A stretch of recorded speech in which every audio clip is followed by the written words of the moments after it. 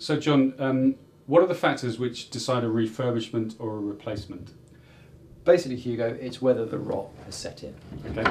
So the first thing that I would do is to come and have a look into this bottom corner on either side of the window. Normally, if the window is past is past being able to be salvaged, you may well have rot into this corner, could have water coming in under this front face, and you quite often see some blown plaster below the window. The next thing I'd be looking for, usually from the outside, are these joints on the bottom of the lower sash.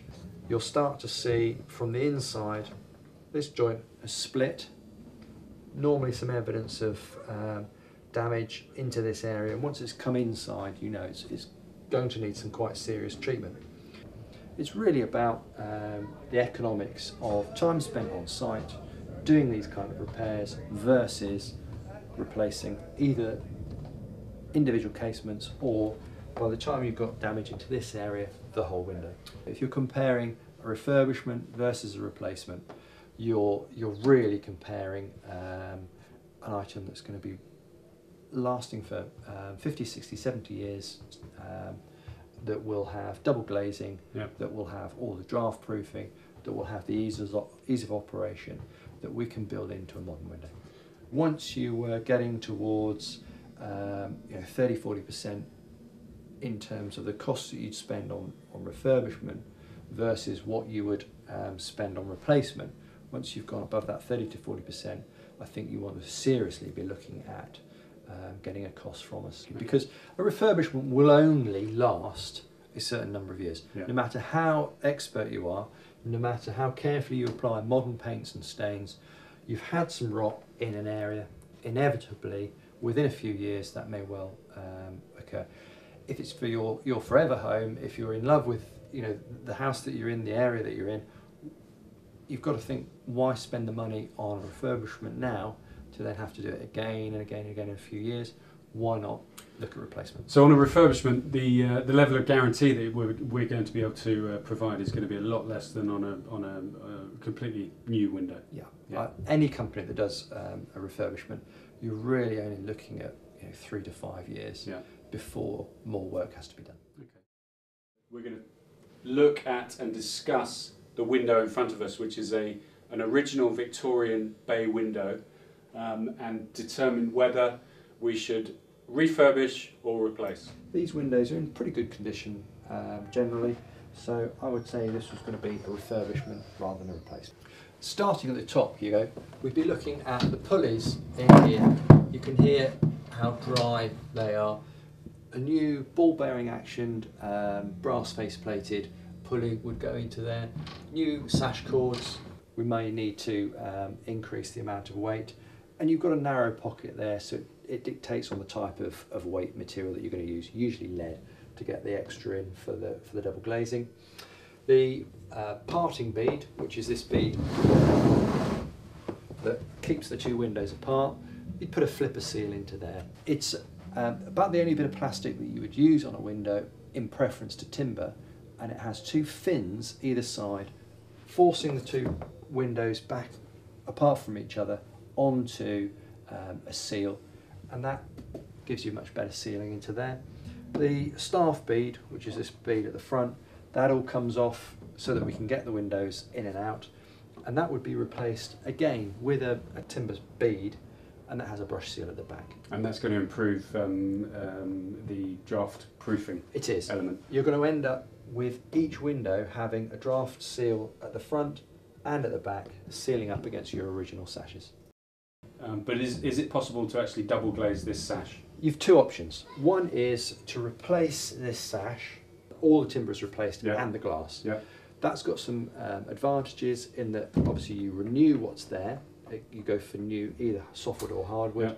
The depth of the rebate is put in deeper from the start so that you can get the double glazed unit into there, and the whole thing is renewed. And the other advantage is it comes in and it's refitted in the day. This is all sprayed in the factory, all the work is done off site, you're just looking at the fitting. The alternatives would be to upgrade the glass itself. Yes. You can get some better acoustic and thermal single glazed glass. You can, yeah. You can go for laminated glass for acoustic. You can get that for safety glass. At the very least, you'd have to have toughened. Yep. And what I work to is about this kind of height. Bottom of your pocket is 800 mil. Yeah. Anything below that, if it's still glass, it's going to have to be a safety glass. Okay. So if we're changing this glass, it has to go to a safety glass, whatever.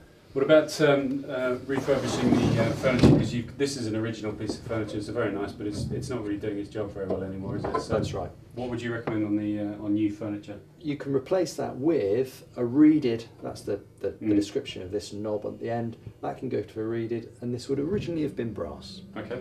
The reeded ones that you can get now would also have the addition of a locking mechanism that can go into here, and that's really the sort of first line of locking. You can also have some locks put into the top sash that screw out and they stop the bottom sash coming past the top sash at a fixed point. So for security and for safety, stop children going out on first floor or whatever, you can come up and mount and stop. So you can get a bit, and they're called vent locks, I believe. Vent locks, that's right. Excellent, okay. What I'm going to ask John to do now, as our manufacturing expert, is just to break the window down into its component parts and explain to me what each part is. So, for example, John, this piece here, this is... That's called the staff bead, Hugo. Okay.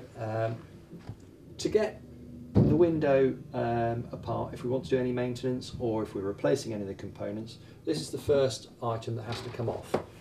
So if it's your home and you see the guys come in, what they'll do is they'll come in with a very small chisel and they'll start to prise this off.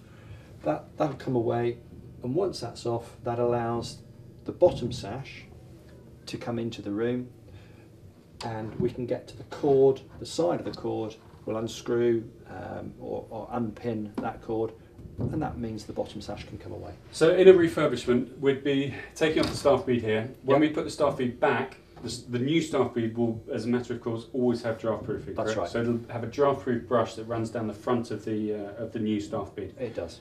That will, depending on the finish, will either be spray painted or hand painted. Yes. Okay.